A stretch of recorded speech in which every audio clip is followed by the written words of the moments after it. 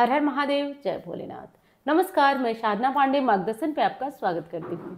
दोस्तों, पितृपक्ष आने वाला है, नवरात्रि आने वाली होती है, दशहरा आने वाला होता है, कोई पर्व त्योहार आने वाला होता है, बहुत ज़्यादा खुशियाँ मनाते हैं। वैसे ही इस जो पितृपक्ष आने वाला है, इसमें भी कुछ विशेष तैयारियां करना है, कुछ विशेष काम करके आपको रख लेना है। और आज की वीडियो तो और विशेष होने वाली है, आपको पितृपक्ष से जुड़ी हुई विशेष बातें जानने को मिलेंगी। पितृपक्ष कब से शुरू हो रहा है, इसके लिए वीडियो मैंने बनाया है। फिर भी बता देती हूँ कि पितृपक्ष जो है वो 17 सितंबर से शुरू होकर के और 2 अक्टूबर तक रहने वाला है। तो 17 सितंबर से शुरू होकर 2 अक्टूबर तक हमारा पितृपक्ष रहेगा। इस पितृपक्ष के लिए क्या तैयारियां करना है, वो सारी बातें मैं उस वीडियो में बता चुकी हूँ। आज की वीडियो उसके आगे की है। तो पितृपक्ष की जितनी वीडियो जा रही है वो एक भी आप लोग छोड़िएगा मत। अगर भयंकर पितृदोष लगा है, आप जा करके कमेंट में उस वीडियो को कमेंट पढ़िए कि जो लोग 1-2 साल से पितृपक्ष में जुड़ करके छोटा छोटा उपाय कर रहे हैं, उनको लाभ हुआ है कि नहीं। 100% मतलब दोस्तों 100% लाभ होना तय होता है। बस आपको पूरे विश्वास के साथ उस उपाय को करना होता है। तो उसी तरह आज की वीडियो है। वीडियो पसंद आए तो लाइक करना मत भूलिएगा। चैनल को सब्सक्राइब नहीं किया आपने तो जरूर कर लीजिएगा। 17 सितंबर से और 2 अक्टूबर के बीच बिल्कुल आप साथ बनाए रखिए, मैं अपना प्रयास करती रहती हूँ। सबसे पहली चीज, एक बहुत विशेष चीज आपको बताती हूँ कि आज की वीडियो का जो विषय है कि पितृपक्ष हम सभी मनाते हैं, लेकिन कुछ ऐसे जीव हैं जिनका कि पितृपक्ष में दिखाई दे देना, आपके घर में आ जाना, आपके घर के छत पे मंडरा जाना, ये बहुत अपने आप में शुभ चीज है। देखिए, एक प्रसंग की बात मैं कर रही हूँ, बातों को एक एक करके स्पष्ट करते जाएं तो बेहतर होगा। कि एक बार जो है राम और सीता वनवास काल की ये घटना है, और राम और सीता लक्ष्मण जी बैठे हुए थे और उसी समय एक कौवा आया।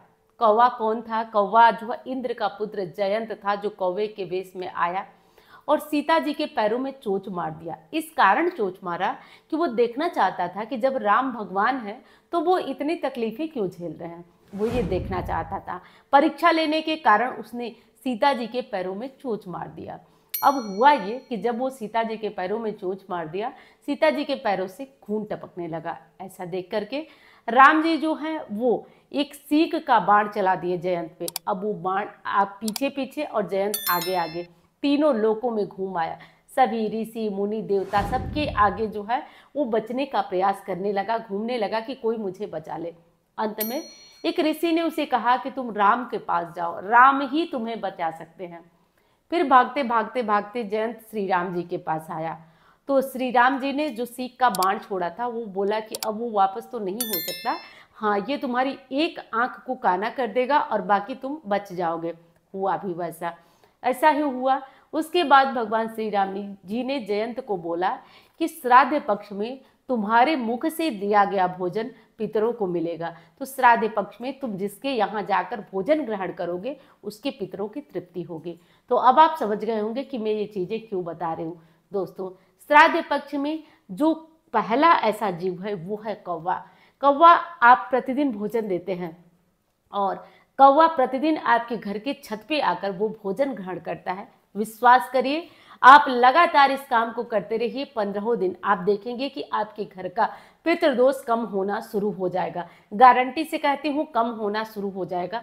तो ये भगवान श्री राम का वरदान है। 15 दिन आपके घर में जो भोजन बनता है उसमें से रोटी चावल कुछ ले ले, अपने घर की छत पे डाल दे, कौवे को खाने दे। अगर वो खाता है तो धीरे धीरे आपके घर का दोष खत्म होगा। तो पहला तो कौवा जीव है। दूसरा कौन सा जीव है? तो दोस्तों, कुत्ते को भी कहा जाता है। पितृपक्ष में वैसे ही कहा जाता है कि किसी भी रूप में हमारे जो पूर्वज होते हैं वो हमारे घर में आ सकते हैं। तो दूसरा जीव है दोस्तों कुत्ता।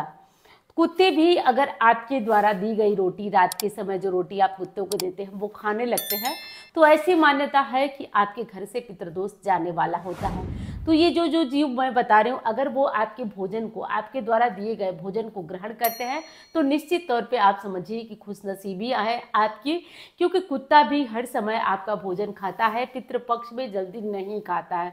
ये चीज़ आप नोट कर लीजिए। तीसरी चीज़ है चींटियाँ। चींटियाँ आपके घर में बहुत ज़्यादा मात्रा में निकलने लगती हैं। आप आटा चीनी जो भी चीज़ें हैं आप डालते हैं तो इससे भी बहुत ज़्यादा कहा जाता है कि इसके द्वारा, यानी कि जो भी कीड़े मकोड़े जीव होते हैं उनके द्वारा भोजन हमारे पितरों तक पहुंचता है। पितृपक्ष का समय ऐसा है। तो तीसरी चीज हो गई चींटियां। अब चौथी चीज क्या हो गई, तो दोस्तों देखिए, चौथी चीज एक बहुत विशेष चीज है जिसके बारे में आप जानते भी होंगे। और एक और चीज बता दूं कि पितृपक्ष के लिए लगातार वीडियो आती रहेगी, आप बस उन्हें देखिए और लगातार उसे फॉलो करिए। आप देखेंगे कि भयंकर से भयंकर पितृदोष से आपको मुक्ति मिल जाएगी। त्रिपिंडी श्राद्ध अगर करा रहे हैं बहुत अच्छा, नहीं करा पा रहे हैं तो भी ये छोटे छोटे उपाय। और दूसरी चीज कि लोगों का प्रश्न आता है कि घर में शादी हुआ है तो करें या नहीं, विवाह हुआ है तो करें कि नहीं, तो कर सकते हैं, कोई दिक्कत नहीं। तीसरा प्रश्न आता है कि पितृपक्ष में देवताओं की पूजा करना चाहिए या नहीं। तो मैं इतना कहना चाहती हूँ कि पितृपक्ष में अगर आप देवताओं की पूजा नहीं करते हैं तो ये आप पूरी तरह से गलत करते हैं। आपको पूरी तरह से अपने देवी देवताओं की पूजा करना चाहिए। कोई बड़ी पूजा या मन्नत है उसे नहीं उतारा जाता है, मुंडन जनेऊ या इस तरह के कार्य नहीं किए जाते हैं। बाकी जो दैनिक पूजा होती है, मंदिर जाते हैं, घर पे करते हैं, वो सारी ही पूजा आपको करना चाहिए।